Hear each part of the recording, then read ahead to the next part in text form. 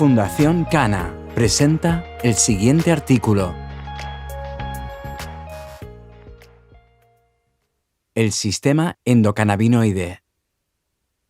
Para comprender qué es exactamente el sistema endocannabinoide y el papel que juega en los procesos fisiológicos y patológicos de los sistemas corporales, debemos fijarnos atentamente en cómo es nuestro organismo y lo que somos nosotros mismos. Nuestro organismo es una entidad independiente capaz de recibir determinada información del mundo exterior a través de los sentidos e interpreta y elabora esta información recibida en el cerebro, permitiendo así a nuestro organismo interactuar con esta. De esta forma, nuestro organismo puede procurar sus necesidades, como la alimentación o la reproducción, además de tomar conciencia sobre sí mismo y del mundo exterior. Algo mucho más difícil de comprender es el hecho de que nuestro organismo está formado por una colonia de miles de millones de células. Cada célula es independiente, tiene necesidades individuales de fuentes de energía y posee su propio proceso bioquímico para obtenerla. Estas células se organizan según la diversidad funcional y estructural, integrando así los distintos órganos. Cada órgano cumple una función específica en el cuerpo humano para conservar al organismo vivo en su totalidad. El órgano principal encargado de mantener y controlar las funciones de los distintos órganos, así como del procesamiento de los estímulos externos, es el cerebro. Podemos decir que el sistema endocannabinoide es un sistema de comunicación intercelular. Básicamente se trata de un sistema de neurotransmisión, aunque es mucho más que eso, ya que se encuentra en otros órganos y tejidos del cuerpo, y no exclusivamente en el cerebro. El sistema endocannabinoide parece ser la versión evolucionada de un sistema ancestral de comunicación intercelular encontrado también en las plantas, el sistema de ácido araquidónico. De hecho, la naturaleza de los endocannabinoides está directamente relacionada con el ácido araquidónico. El ácido araquidónico es un ácido graso omega 6 que participa en el proceso de señalización en plantas y animales. En las plantas modula las defensas frente a las infecciones y la señalización de estrés. En los animales regula el crecimiento del músculo, la agregación plaquetaria, la vasodilatación y la inflamación. Figura 1. Sistema endocannabinoide. El sistema endocannabinoide está compuesto de receptores cannabinoides y los endocannabinoides que interactúan del mismo modo que lo hacen una cerradura y su llave. Los receptores cannabinoides son proteínas de membrana celular que actúan como la cerradura de los endocannabinoides, ligandos endógenos de naturaleza lipídica producidos por las distintas células corporales que actúan como una llave perfecta que se une a los receptores. Esta activación produce cambios dentro de las células que desembocan en las acciones finales del sistema endocannabinoide sobre los procesos fisiológicos del cuerpo. El sistema endocannabinoide se implica en una amplia variedad de procesos fisiológicos, por ejemplo, la modulación de la liberación de neurotransmisores, la regulación de la percepción del dolor y las funciones cardiovasculares, gastrointestinales y hepáticas, que explicaremos con algo más de detalle en este artículo.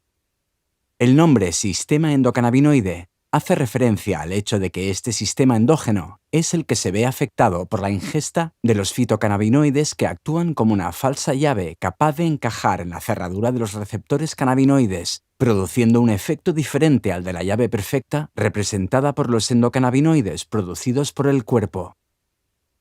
Receptores cannabinoides.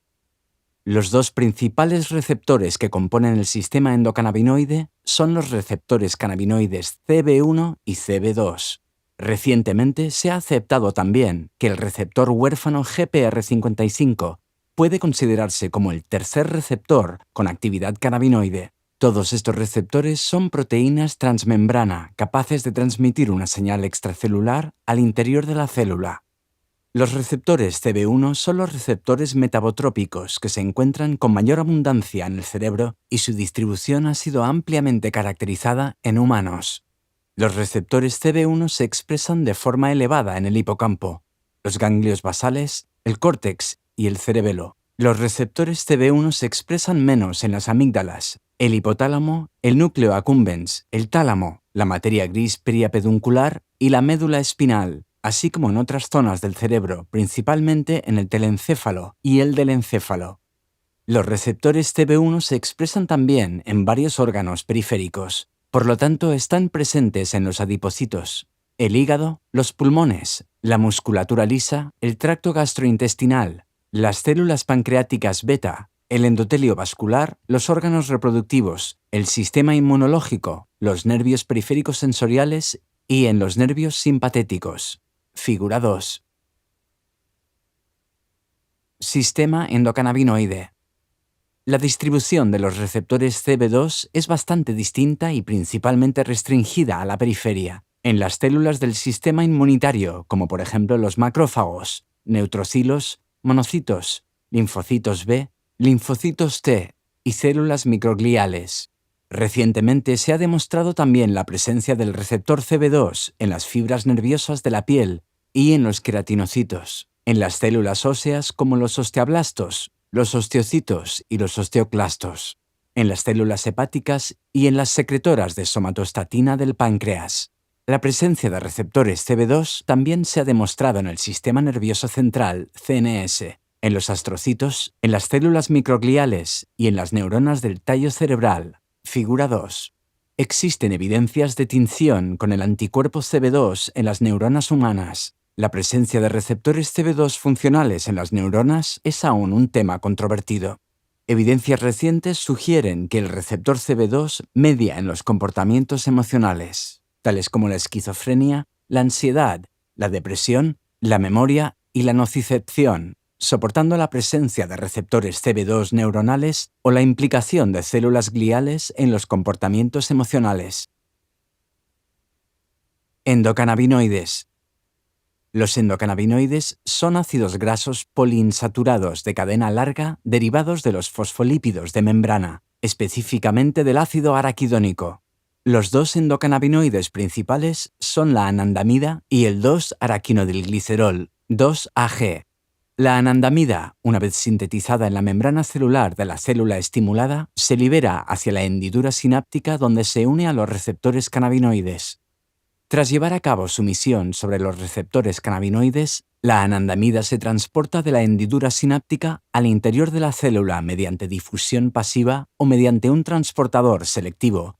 Puede inhibirse de forma selectiva gracias a varios compuestos, como por ejemplo el AM404. Sin embargo, este transportador no se ha identificado aún.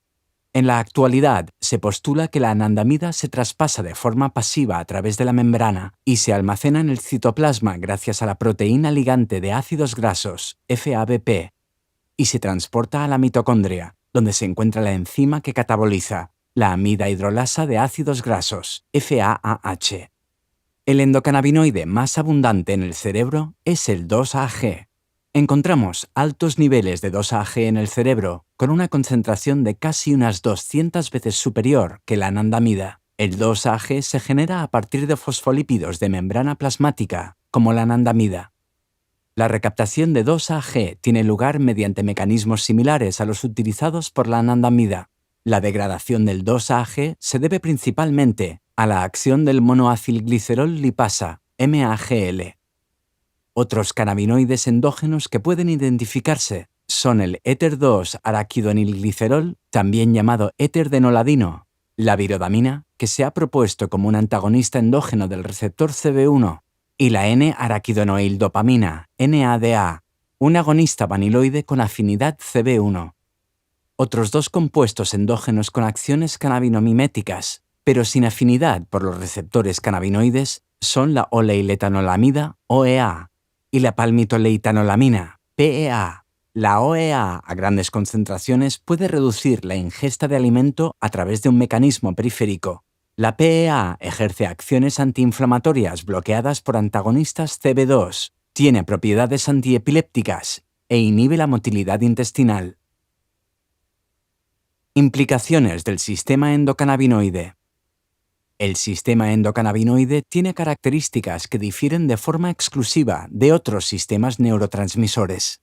En primer lugar, los endocannabinoides actúan como neuromoduladores que inhiben la liberación de otros neurotransmisores, tales como la GABA, el principal neurotransmisor inhibidor, y el glutamato, el principal neurotransmisor excitador.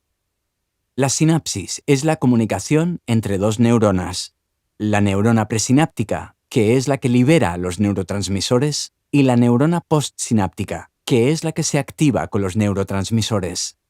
Los endocannabinoides son neurotransmisores retrógrados que se liberan desde la neurona postsináptica.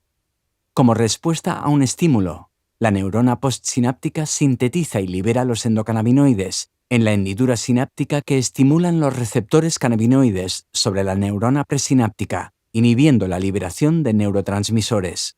Además, los endocannabinoides no se ubican en las vesículas sinápticas, vesículas situadas dentro de la neurona presináptica que contiene los neurotransmisores, y se sintetizan según la demanda de los fosfolípidos de membrana y se liberan inmediatamente en la hendidura sináptica. Figura 1. La función principal del sistema endocannabinoide es la regulación de la homeostasis del cuerpo. Entre ellos, el sistema endocannabinoide juega un papel importante en muchos aspectos de las funciones neuronales, incluyendo el aprendizaje y la memoria, la emoción, el comportamiento adictivo, la alimentación y el metabolismo, el dolor y la neuroprotección. También se ve involucrado en la modulación de distintos procesos a nivel cardiovascular e inmunológico, entre otros. La distribución de los receptores CB1 en el cerebro se correlaciona con las acciones farmacológicas de los cannabinoides. Su alta densidad en los ganglios basales se asocia con los efectos enunciados en la actividad locomotora. La presencia del receptor en el hipocampo y el córtex están relacionados con los efectos sobre el aprendizaje y la memoria y con propiedades psicotrópicas y antiepilépticas. La baja toxicidad y letalidad se relacionan con la baja expresión de los receptores en el tallo encefálico. Figura 2. El sistema endocannabinoide interactúa con múltiples neurotransmisores, tales como la acetilcolina, la dopamina, el GABA, la histamina, la serotonina, el glutamato, la norepinefrina, las prostaglandinas y los péptidos opioides.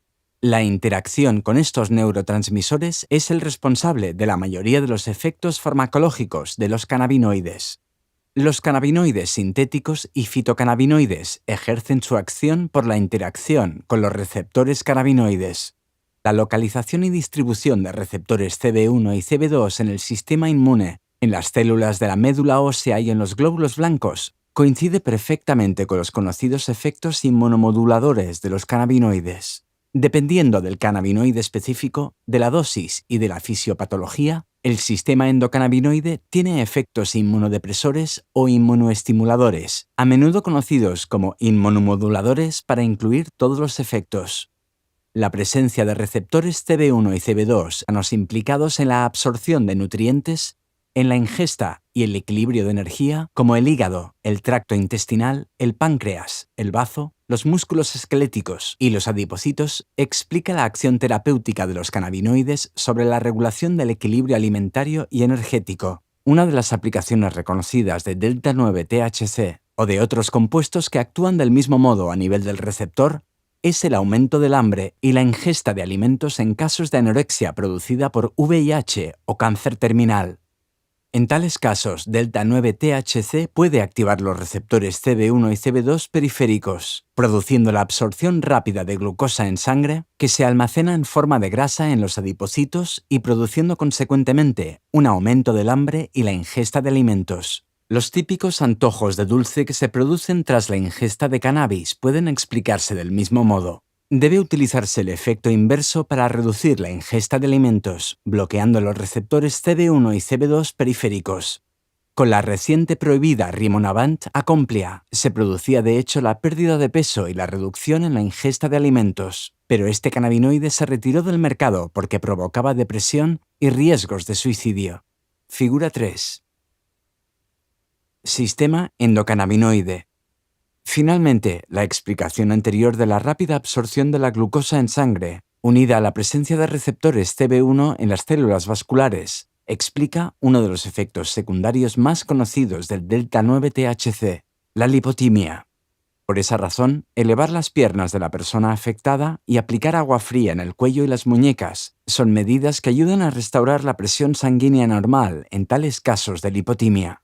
Al mismo tiempo, beber algo dulce ayuda a restablecer los niveles de glucosa en sangre, y esto normalmente ayuda a que la persona afectada se recupere. Este artículo ha sido presentado por Fundación Cana.